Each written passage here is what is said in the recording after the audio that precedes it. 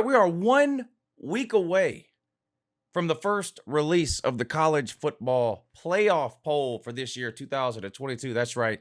Today's Tuesday. Next Tuesday, the first playoff poll gets released. Right now, we still have the AP and the coaches poll, of course, that comes out every Sunday. And then we have the only poll that actually matters, which actually isn't even a poll, technically, because I'm only one person. So it's a ranking. The only ranking that matters, the Uncle Lou ranking, week 9. Let's go. Yeah, good morning to that. It's Uncle Lou here. Yeah, that's right. It's me, Uncle Lou, live on LouTube for you. Thanks for watching. I really appreciate it also. And two, in addition to that as well, subscribe to this channel if you're not already. I post college football videos almost every single day of the year. And believe it or not, some of them are watchable. I don't know about this one. You can let me know in the comments down below at the end of the video what you thought about this one. Be sure to let me know what you disagree with, too, in terms of where I have these teams ranked. One of the best things about rankings or polls is that no two people really agree on 100% of any poll or ranking. So it doesn't hurt my feelings if you disagree. Let me know down below. Don't just tell me a team's in the wrong spot, though. Tell me who should be there and where that team should be. All right, we're going to start like we normally do. I will put up last week's Uncle Lou Top 25, just so you know where I was starting at heading into ranking the teams for this week. In case you didn't see last week's ranking, there it is. That was my Week 8 Top 25. Do we have any losses in the top 10 last week? Yes, we did. We did. 2 losses in the top 10 last week. So there'll definitely be some changes within the top 10. Most of the changes, I'll just go ahead and tell you, in this week's ranking occur towards the bottom half of the top 25. But anyway, let's put up week 29. I'll do my best to explain to you why I have the teams ranked where I do. I don't expect you to agree with all of my explanations, but at least I provide an explanation. One of the biggest complaints I hear about polls and rankings is that people don't explain why they have certain teams where they do. So here you go. Uncle Lou's Week 9, Top 25. The top 7 remained exactly the same. I have Ohio State at 1. They, of course, beat Iowa this past weekend 54-10. You can't punish Ohio State for that. I mean, Iowa is what they are. No offense at all. A decent defense, but just not a great team. You expect someone like Ohio State, a legitimate top 3-4 team, to trounce Iowa at home, and that's what they did, 54-10. Number 2, I kept Georgia at number 2. They were on a bye week. Michigan, now, who I have as my number 3 team, was also on a bye week. So there was nothing Michigan could have done this week in my ranking to surpass Georgia, with Georgia and Michigan both being on a bye. Tennessee, I had at number 4 heading into this week. I kept them at number 4. Again, a team that I think did what they were supposed to do. They played an FCS team, not even a group of 5. Not an FBS team, but an FCS opponent. UT Martin beat them 65-24. And again, it's what you expect from Tennessee. They put up a ton of points. They gave up a ton of points in yards. And yes, 24 points is a ton of points to an FCS team. They gave up 400 yards and 24 points. I had left them at number 4. Clemson is the team that maybe you could argue deserves to be moved down. You could even argue Clemson deserves to be moved up. I think depending on sort of your preconceived notion of Clemson heading into this week, or kind of what you already thought about Clemson one way or the other, I don't think anything happened this weekend with Clemson to change your mind. If you're somebody that looks at Clemson and sees an undefeated team who has beat, 4 ranked teams in a 5-week period, and you're impressed by that, well, they did it again, right? They beat Syracuse. If you're somebody that's looked at Clemson and has been a little worried about the number of close games they've had, or you're not completely sold on the defense, it, of course, hasn't lived up to the preseason hype, whatever. Whichever way you felt about Clemson, I think Clemson gave you things this weekend against Syracuse to bolster your pre-existing belief. I happen to think Clemson is a pretty good team, a probable playoff team, deservingly so. I also, right now, think that Clemson would get beat handily by every team I have ranked ahead of them. So I think you can hold both of those ideas at the same time. I think Clemson's a legitimate top 5 team. I think they're likely going 13-0 and winning the ACC. I think they're probably making the playoffs. I think they probably deserve that if they go 13-0. I also think they would get whipped by Ohio State, Georgia, Michigan, or Tennessee. Both of those things can be true. That's sort of how I feel about Clemson. They did beat Syracuse 27-21. Everybody and their brother, myself included, has talked a lot about that game over the last 2 days, so no need to get into it here. They won the game. Number 6, I left TCU at number 6 and Bama at 7. TCU had another huge comeback win, and it makes you wonder with TCU, number one, how good are they? right? You have some people asking that about Clemson. I think you got even more people asking that about TCU. Is TCU a playoff caliber team? Well, if they go 13-0, they're probably going to get in, right? Well, what if they go 12-1? There are some questions, I think, legitimately about TCU. I personally question how many weeks in a row they can continue to get down by 2-3 scores in the second half and come back and win. They've now done it twice in 2 really big games. If they keep doing that all year long and win, then in the end, all that will matter is that they won. However, the problem is a win is not a win. And when you play like this enough, eventually it bites you. That would be my worry if I'm a TCU fan. How long can we keep playing with this fire before we get burned down? I think 18 points at halftime this past week. They were down 3 scores last week. Both situations, they come back and win the game. Congratulations to TCU. You're undefeated. Alabama beat the bejesus out of Mississippi State 30-6. Again, kind of what people expected. I didn't think Alabama did anything against Mississippi State that would require me to move them ahead of an undefeated TCU. Wins and losses, although they are a huge part of what anybody looks at when they get ready to make a ranking or a poll, that's not the only thing I look at. So, I've got TCU ahead of Bama for a couple of reasons. One of those reasons, TCU is undefeated and Alabama's not, right? That's not the only reason. And this isn't a power rating, okay? If Alabama and TCU played this coming weekend, Alabama would most likely be favored, and honestly, Alabama would most likely win the game. This isn't a power rating. This is a top 25, and it's based on a variety of things, record being one of those things. TCU's undefeated, Alabama's not. TCU at 6, Alabama at 7. Same thing about Oregon. They've got the loss way back in week 1. It's a good loss in terms of who they lost to, Georgia. It's a bad loss in terms of how they lost, right? They got absolutely destroyed, 49-3. I've got them at number 8. They haven't lost a game since. They're averaging over 40 points, 45 points a game. Bo Nix is having the best season of his career. Their ground game is great. They're good on defense. They appear to be a pretty good team. They beat an undefeated UCLA team this weekend who was ranked in the top 10 heading into this past weekend. And Oregon just keeps on climbing up. I've got them at number 8, up 1 spot from my ranking last week. I moved Oklahoma State up to 9. I had them at 11 last week. I had 2 teams in my top 10 lose, Ole Miss and UCLA. So a couple of teams were going to move up 2 spots, right, as those 2 teams moved down. For me, it was Oklahoma State. They beat Texas this past week, 41-34. Now, I know Oklahoma State had a better record than Texas, but you had a lot of people, I'll be honest, myself included, it felt like Texas with Quinn Ewers was a better team than Oklahoma State, and I felt like Texas would win this game.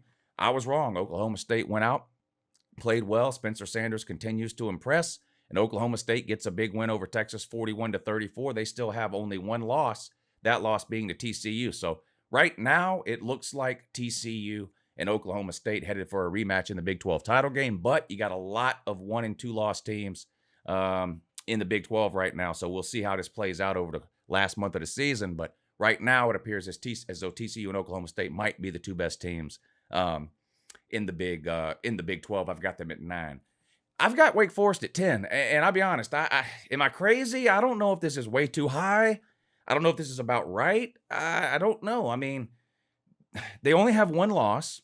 It's to Clemson, and that 1 loss was in overtime, double overtime, I believe. So they have a really good loss, maybe even the best loss of any of the 1-loss teams when you consider who they lost to and the score in which they lost, right? Very close game to an undefeated Clemson who's in everyone's top 5. I think Wake Forest is a legitimately good team. They remind me of a not as good version of Tennessee, really. They can score a ton of points. They've got a dynamic quarterback in Sam Hartman, and their defense doesn't exist. It's sort of the same thing for Tennessee. Now, Tennessee, I think if you watch Tennessee play and you watch Wake Forest play, Tennessee, to me at least, is clearly the better team. I also think Tennessee's got the better resume. So I'm not comparing Tennessee and Wake Forest in terms of how good they are, just but just the style of teams that they are. Explosive offenses that can put up a ton of points and defenses that can't stop a nosebleed. I've got Wake Forest at number 10. At number 11 this week, I've got Southern Cal. That's up 1 spot from last week. They were on a bye. I bumped UCLA down to 12. I had them at 10 last week. They go on the road, lose to Oregon, bumped them down 2 spots to number 12. They play Stanford this coming week. At 13, I've got Ole Miss. Had them at 8 last week. They lost this past weekend, of course, to LSU. Not a surprise to a lot of people. It was sort of a weird situation. LSU was undefeated and ranked in the top 10. LSU had 2 losses and was unranked, yet they were a favorite over that undefeated top 10 Ole Miss team. And it turns out Vegas knew what they were talking about. LSU put a whooping on Ole Miss. I dropped them down from 8 to 13. At 14, I've got Utah. Utah, I think, still a pretty good team. Unacceptable loss to start the season to Florida. Also caught another loss to UCLA later in the year, but still a pretty good Pac-12 team with an outside shot of making the Pac-12 title game. At 15, I've got Penn State. Moved them up a couple of spots. Had them in the top 10. They got boat raced by Michigan, dropped them way down. They beat a pretty good Minnesota team at home this past weekend. I moved them back up to 15, and they, of course, host Ohio State this coming weekend, one of the biggest games of the week. Syracuse at 16. I kept them at 16. I know they lost, but they lost by 6 points to Clemson on the road at Clemson. So I kept them at 16. Syracuse, first loss of the season. There for the fruit. They're now 6-1. I've got Illinois at 17. Moved them back from 16. Nothing they did wrong. They didn't play this past weekend. I still think Illinois is a pretty good team. They're in the Big Ten West, so they have a good chance of winning it and then getting demolished by whoever they play in the title game in the Big Ten East. I've got North Carolina all the way up at number 18. North Carolina might be the most forgotten one-loss team in all of college football. But yes, North Carolina only has 1 loss. I know that's surprising to some of you, but they're 6-1. They didn't play this last week. They play Pittsburgh this upcoming week, so they're probably going to be 7-1. Very likely, in my opinion, that North Carolina ends up in the ACC title game either at 11-1 or 10-2. We'll see. But North Carolina, a forgotten team since really the second or third week of the season. But all they do is keep winning. Again, maybe not the most impressive looking team. The defense kind of is what it is. Drake May, exciting to watch at quarterback, the freshman there. But I've got North Carolina at 18. At 19, I've got Kansas State. Poor Kansas State. Lost this past week to TCU 38-28. Had a huge lead in the game, like I mentioned. They were actually up 28-10 at one point in this game. Adrian Martinez gets hurt. They send in the backup. The backup gets hurt. They send in the third string, and they just weren't able to do anything after that. TCU clawed their way back into the game and ends up winning by 10. So I dropped Kansas State down from 14 to 19. I've got Kentucky at 20. That stayed the same as last week. Kentucky was off. They play, of course, Tennessee this coming week. Moved LSU up to 21. Impressive win over previously undefeated Ole Miss. Before that, they went on the road and beat Florida in the Swamp. So 2 wins in a row for LSU. They're sitting there with just the 2 losses. And right now, it looks like the winner of the Alabama-LSU game may win the SEC West. And I don't think anybody would have thought LSU had any chance at all a couple of weeks ago after they took that beating at home to Tennessee. But here we are, heading into November here pretty soon. And LSU, if they beat Bama in a couple of weeks, could be headed to the SEC title game. I don't expect that to happen. I think Bama probably beats them. But LSU, much better off at this point in the season than what we thought they would be after that opening week loss to Florida State. At number 22, I've got Tulane. Tulane might be the best group of 5 team in the country. They're my highest ranked group of 5 team this week. You can see I bumped Cincinnati down to 25. Talk about them in a minute. But Tulane just keeps winning games. They only have 1 loss. They beat Memphis this past week, 38-28. They're 7-1. 7-1. So I've got them at number 22. At number 23, I've got NC State. They didn't play this past week. They play Virginia Tech this coming week. They've got some quarterback injury issues. The defense maybe not as good as we were led to believe in the offseason. Borderline top 25, in my opinion, at the end of the year, NC State. South Carolina making their way into an Uncle Lou ranking for the first time in a couple of years. I've got them at 24. Don't look now, but South Carolina is 5-2 after 2 unexpected wins. Took a couple of weeks ago over Kentucky, and then this past week at home against Texas A&M. Now, you can make a list of excuses a mile long as to why Kentucky and Texas A&M lost those games, but the reality is they lost, which equaled a win in the win column for South Carolina, and they're sitting here at 5-2. Not a lot of people saw this coming. In the offseason, most people had South Carolina losing on the road at Kentucky, and most people had South Carolina losing at home to Texas A&M. Will Levis didn't play in the Kentucky game, and South Carolina got the win. And Texas A&M is just a complete disaster and shit show of a team.